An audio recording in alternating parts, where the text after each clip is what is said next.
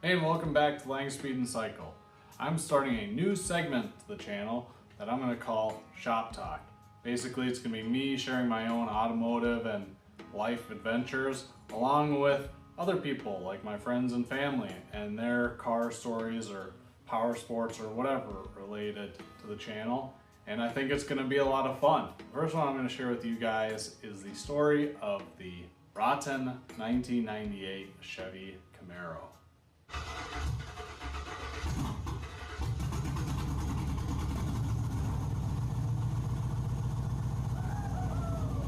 So it's early summer 2024, and I had recently completed my flip that I thought was gonna start my grand career of fixing and flipping classic vehicles. So I thought, all right, I'm gonna hit the ground running. I went on Minneapolis's Craigslist and actually went on to the auto parts section because that's where you can really find those repairables or really cheap cars.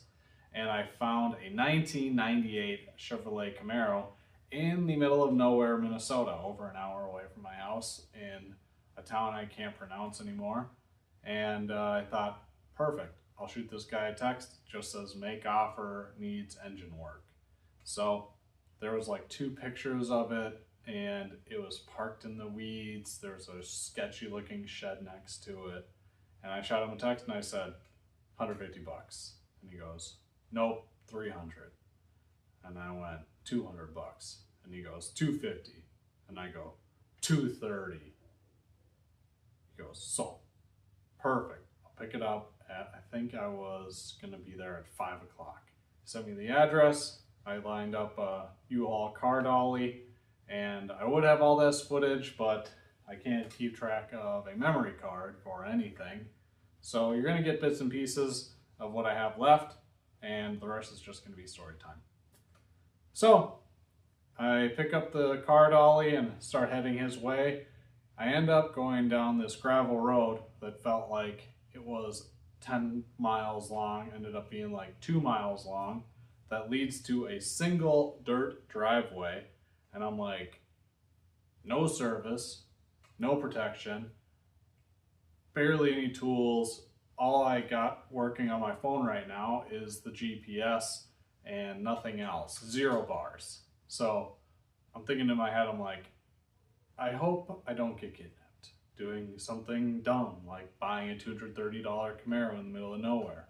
But that's part of the adventure. And I pulled up, guy had a big pole barn and kind of a methy looking house, and there was the Camaro sitting in the grass.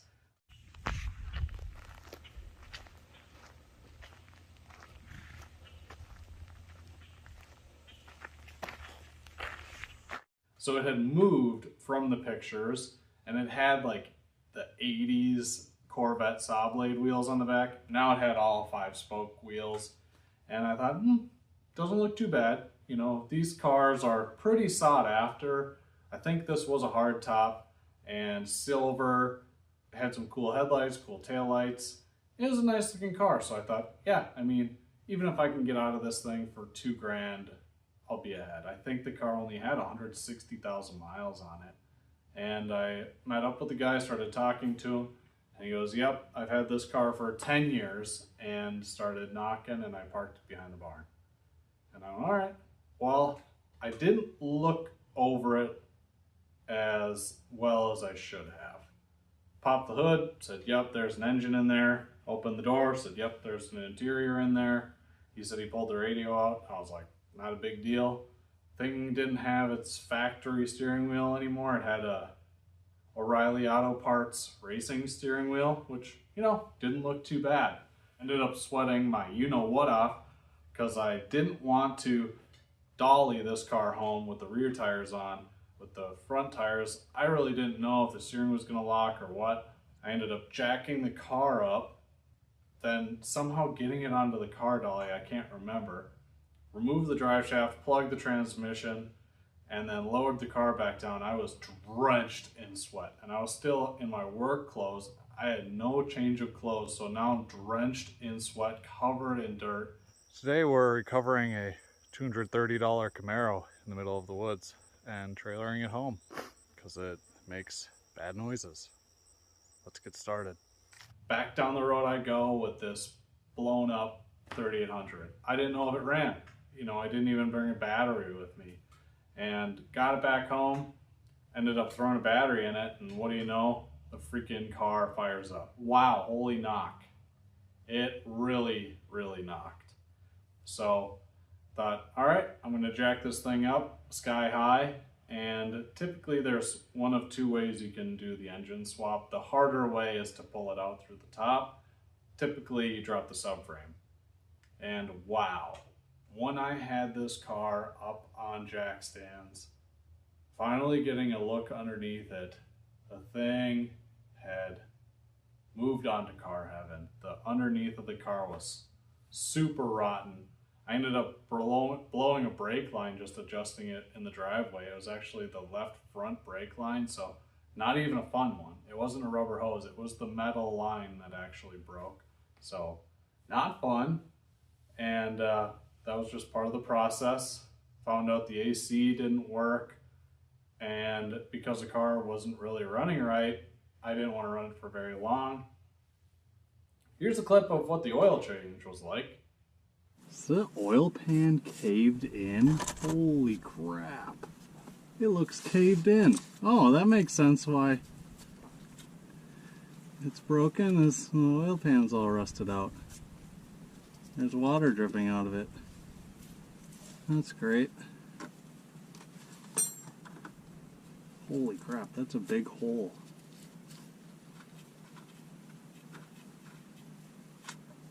Oh! That is bad. That is very, very bad. Look at that. Ooh, that's bad. So I had begun a parts list. What am I going to need for this car? Engine, number one. 3800s, really cheap.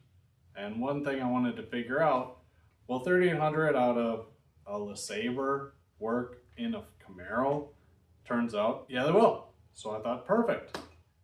What am I going to need? I'm going to need an oil pan. For sure, because number one, front wheel drive oil pans are different than the rear wheel drive oil pans. And two, as you see on the video, mine was toast. So what else am I gonna need? Brake line, great. And I needed tires. This thing had two really bad tires, two decent ones. So I ended up finding some really old 16-inch Camaro size tires and paid too much for them. At that point, I had started tearing into the car. I pulled the seat cover off the driver's seat and there was nothing left. The fabric on the shoulder side was gone. All of the butt fabric had basically been punched into the floor, and looking at the dash, it wasn't as clean as I had first anticipated. The radio was kind of taken out, just removed. The steering wheel was there, but it wasn't professionally installed. It was, like I said, that racing steering wheel.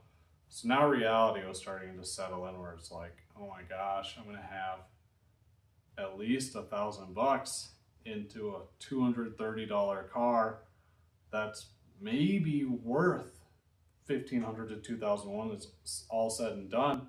I don't really know. It actually had spring blocks in the back to like jack it up. That's the type of area this car came from, where you jack up the back of a V6 Camaro area. Eventually I got to the point to where I had my parts list all together and I had been tearing the car apart, and it just got to the point to where every connector was breaking, bolts were tight, transmission cooler lines were coming off. I knew the AC lines were going to be terrible. The thing just was kind of crumbling around me every time I touched it. I came to the conclusion that I got to get rid of this thing. So I threw it up on Facebook Marketplace for $500. Eventually, someone was able to come over, and it was hilarious because we had agreed on $480. And he pulls out the $480. I counted it as he was basically pulling it out of his pocket, and he goes, $460. And I'm like, you have $480 in your hand. That's the deal. It's a $480 car. It is what it is. So the guy takes the car away. He was going to use some front clip parts off of it. So I thought, perfect. You know, this is a perfect parts car. Do I think it's safe to be roadworthy again? No. but can someone rip it apart and probably make $1,000? Probably. A few months roll by and I actually see the car up on Facebook Marketplace. The headlights are gone. I think it's got a different door on it, and same price, $500. I'm like, ah, that's funny. You know, all the power to him. I hope he gets it. A couple months go by, and then what do you know? Hilariously enough, the car is at a U-Pull-It yard, serving its purpose, being a parts car. And I just think that is hilarious that it was just a little delayed, and now it's in its final resting place. So I ended up selling the car for $480, and with what I had invested in the car, I think I made about $80 on it. So was it a flip? Was it a flop? I don't know. Let me know in the comments. It was a funny story, a crazy car jumble. I hope you enjoyed that short story. There's more to come, like my motorcycles. What happened to all of them? They're all gone.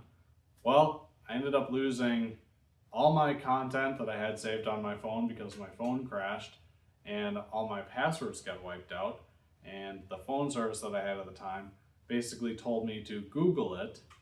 I ended up doing a factory reset on my phone, and so much of the stuff wasn't backed up that I lost almost 3 years of pictures and videos, and I somehow lost a GoPro memory card. So it's a fresh start for all of us. Thank you so much for watching. Leave a comment below if you like this style format of video. Like and subscribe so you keep up to date, because there's motorcycle videos coming up soon. And I also got a couple flip or flop videos coming up down the pipe as well. Thanks again for watching, and get out there, find them, fix them, and drive them.